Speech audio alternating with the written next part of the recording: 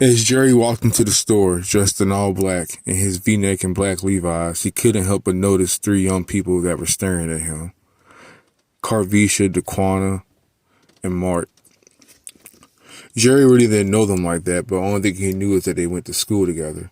Jerry had just got off work and he had just got a nice bag of weed and he was going to the store to buy some cigarillos. Well, Carvisha, DeQuandra, and Mark happened to have noticed. Carvisha, DeQuandra, and Mark are your typical hood, hood niggas.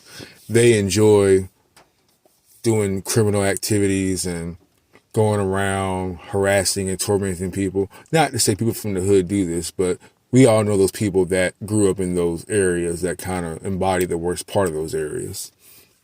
So, Jerry being the outsider, being the weirdo, he's dressed in all black and he's a Satanist. Well, they don't know that yet, but Jerry dressed in all black has this bag of weed on him. And so they put two and two together. He's going to buy the cigarette. They decide to make fun of him. So Carvisha walks up to Jerry and says, "Oh, Jerry, you look pretty nice today. I like your black shirt." Jerry smugly responds, "It's the same black that I wear every day. I don't see nothing different about it." And so that's when DeQuisha comes up behind him and starts to put her hand in his pockets. He tells her to get off, and Mark looks at him like, "If you touch her, I'm going to knock you the fuck out." So they basically ran his nigga pockets, and they ended up finding his bag of weed. So, Carvisha, DeQuandra, and Mark all ended up getting the weed off the kid. They basically jacked this nigga, getting his weed off this nigga, going back to their crib, and they decide they're going to smoke this weed. So when they get in the crib, they open it up, and while they're opening up this bag of weed, all of a sudden the atmosphere changes, and it's like everything gets real heavy. Carvisha says that she has a bad feeling. DeQuandra doesn't care. She wants to get high. Mark doesn't give a fuck because he wants to fuck DeQuandra. So as Carvisha's having her anxiety attack, DeQuandra decides that she's going to roll the weed. While rolling the weed, DeQuandra noticed how the weed was red and black, but the crystals on it had a rainbow glow to it. She said that for a moment, the crystals were so finely crafted and architected that she thought she saw faces in the weed. So she decides to roll this blunt. While she's rolling this blunt, all of a sudden, things in the house start to go haywire. TV starts to go on and off. Lights start to flicker. They just they figure that maybe it's somebody fucking around with the power unit or somebody didn't pay their fucking electric bill. So Duke Energy's probably out doing what they do. Anyways, they start to roll this weed and they start to smoke it. The smoke that comes off this weed is a beautiful, almost burnt orange and gray. And the way it flows, the smoke, the way it traveled was like the hair of a beautiful woman, like a beautiful woman with wavy hair. That was the essence that was coming off the smoke.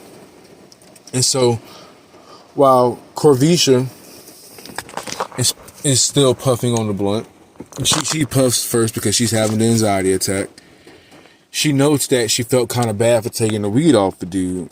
The Quandra's like, bitch, shut the fuck up. Mark's like, basically on the same shit, like, shut the fuck up, right? That's when all of a sudden, the atmosphere starts to get heavier and heavier. Now, Carvisha, she's feeling this pressure, but it's like the Quandra and Mark ain't really feeling it.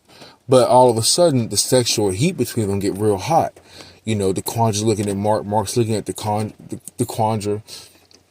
They're ready to fuck. So Mark, as they're doing the puff puff pass, Mark talks to the Quandra and he's like, "Hey, you want to take this to the bedroom?" In so many words, not really saying it out loud, but like while they're sitting there hanging out, he's doing little things like touching her thigh, playing with her hair while Carvisha's not looking.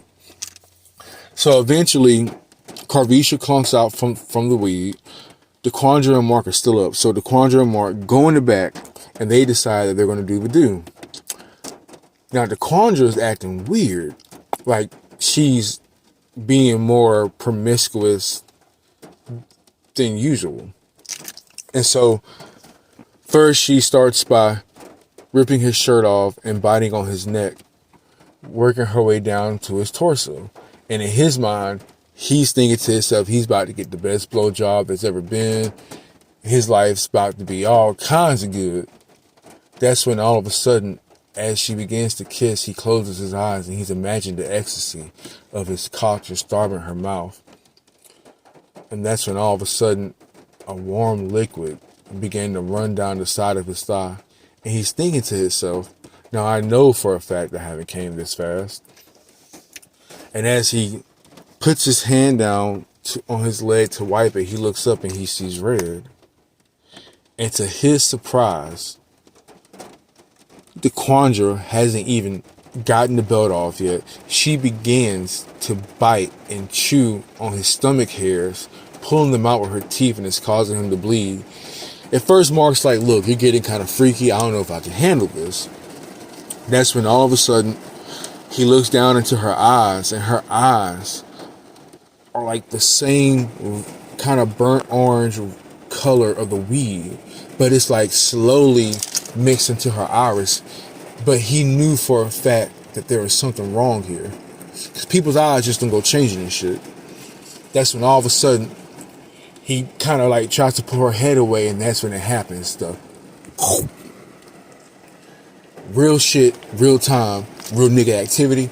This bitch straight up bit this nigga's guts out. We're talking not, I mean like not on a nibble. I mean like she like straight up went into that motherfucker like fried chicken on Sunday. Like this man's fucking intestines are hanging out like spaghetti. Mark's freaking out, but at the same time, now here's what's weird. The pressure that they felt earlier has found a way to make him be quiet. So he wants to scream for help, but he can't talk. This man cannot talk.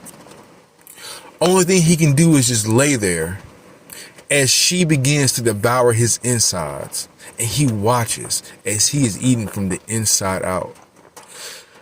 And then all of a sudden, black. Mark's dead. He gone, man. Corvisha is still laying on the couch, knocked out. The Quandra ends up making her way into the living room with Corvisha, and Corvisha can feel, you know, the presence in the room, so she's coming to from her nap. Now here's the plot twist. The Quandra gets on her knees in front of Corvisha and begins to suck her toes. And we come to learn from a dialogue that these two had a little lesbian thing going on the whole time. So as the Quandra begins to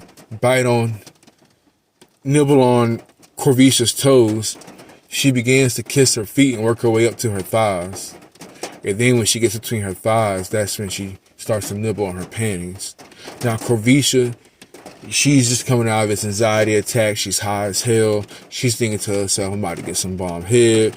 She thinks Mark's going home because Mark doesn't even know about these two being like that, right? That's when all of a sudden, chomp, Corvisha's clip is in this woman's mouth, but not in the sexual way.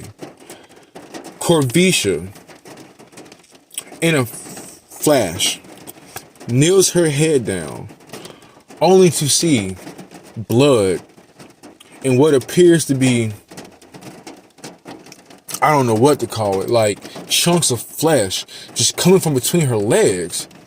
So, initially, she wants to knock this bitch out. But let me remind you, the pressure is still in there in the house. So the pressure does what it does, like it did to Mark. Pressure somehow finds a way to bind her from moving. And this girl has to watch as she herself is eaten out by her best friend, like a zombie. And that's how Corvisha's life ended. She was eaten to death and sat there and was forced to watch herself be eaten to death. But this tale gets even creepier. Then we have the Quandra, our possessed homegirl, right? So the Quandra ends up in this trance. She's in this trance and she doesn't even know what she's doing.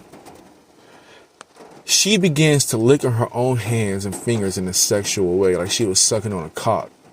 And then next thing you know, she begins to bite, crunch, chew, bone tear, flesh tear. Next thing you know, she's worked her way from the finger down to the palm, and the palm down to her fucking wrist. And before she can even get to her elbow, she ends up eating herself out because she, hit an artery. So she died from blood loss due to her own consumption of herself. Lo and behold, days go by, right? Days go by. All of a sudden, neighbors begin to, smell that something's not right in the apartment. Let me remind you, this is the hood. So these kids' parents probably ain't even come home and they ain't come home to the weekend or something. This is like a fucking Tuesday. So all of a sudden the neighbor comes, right? And they end up finding out that the kids are massacred and it's fucking bloodbath, maggots, guts, blunt wraps, blunt guts, weed, all over the place, man. So the crime scene, police come, they do their investigation, they rule it as a cannibal homicide. And so that's when, after the police come and do their stuff and the news come out and they do their stuff, that's when all of a sudden the crime scene crew comes through. And lo and behold, who's in the crime scene crew? Jerry. Jerry walks in, looks around, realizes where he's at, who these people are.